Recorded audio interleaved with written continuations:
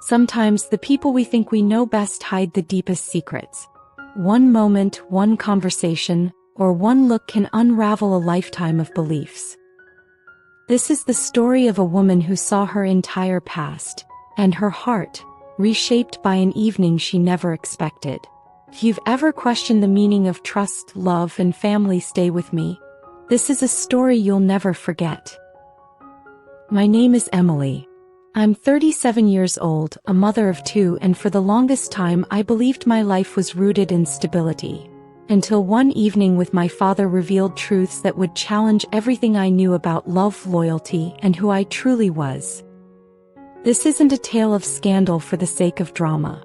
This is a tale of emotional depth, personal reflection, and the devastating consequences of silence, misunderstanding, and emotional voids left unspoken.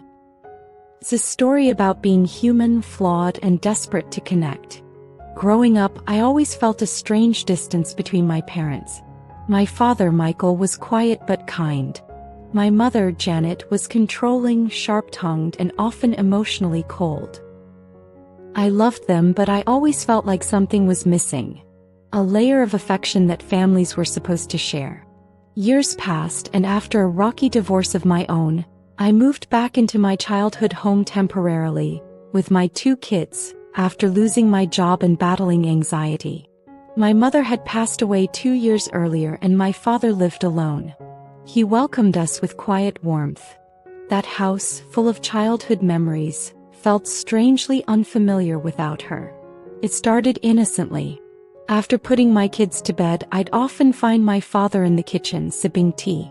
We began talking, really talking.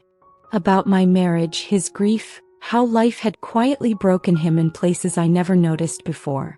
One night, I mentioned how I'd always felt unloved by Mom. My father grew quiet. His eyes watered. "She wasn't easy to love," he whispered. That night, something shifted in how I saw him. Not just as a parent, but as a man who had endured more than I realized. While cleaning the attic, I stumbled upon a box of old letters. Some were from my father to a woman who wasn't my mother. They were deeply emotional, vulnerable, and full of longing. I felt like I was intruding, but I kept reading. That night I confronted him. "Who was she?" I asked. He looked away. "She was someone who understood me. Your mother knew." It was never physical, but it was very real. I didn't know what to say. My image of their marriage cracked. Suddenly, I began seeing parallels with my own marriage. How silence had rotted love from the inside. I had blamed my ex entirely, but I saw now how I too had gone numb, how I too had stopped reaching. We continued talking every night. There were no boundaries crossed, just vulnerability, tears, and deep confessions. But something about those nights felt emotionally intense. I felt seen, understood, safe.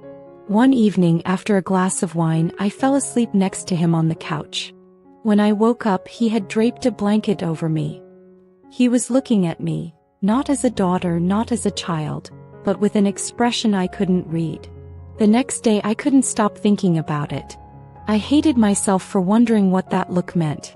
But it awakened something in me. A part of me that hadn't felt wanted in years. I tried to ignore it, but something inside me had shifted. We went for a walk that evening. He asked, "Have you ever truly felt loved?" I paused. "No," I said. "Not since I was a teenager." He nodded slowly. "Me neither." The silence that followed felt heavy with things unsaid. That night I confessed. I told him how lost I felt. How I wished someone would just hold me and not ask for anything. He didn't respond with words, just reached out and held my hand. It was a father's touch, but also not. It was subtle. It wasn't sexual. But when he brushed my hair from my face and whispered, "You deserve more than this pain," I broke down crying.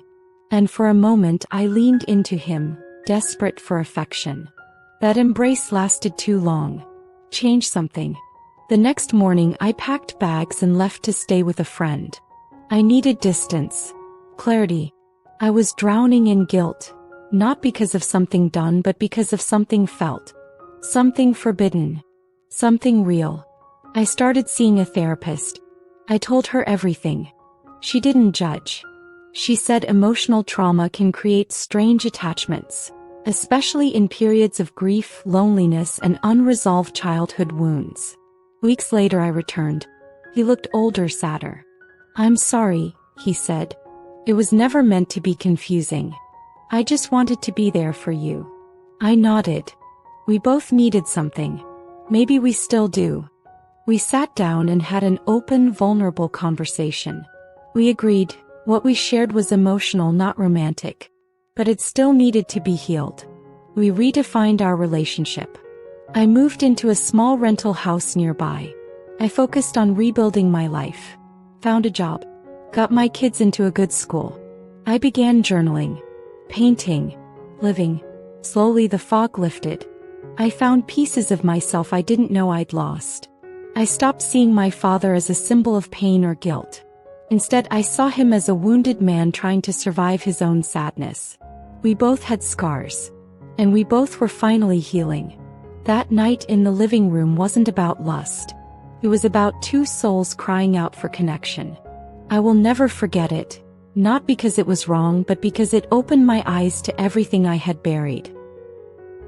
If you've ever faced emotional confusion that shook you to your core, you're not alone. Life is complicated. Relationships are messy. But healing begins when we face the truth. Share your own emotional journey in the comments below. Your story matters. Subscribe to Veiled Desires for more deep, human, and emotionally raw stories. Turn on the bell so you never miss a story that reflects your truth.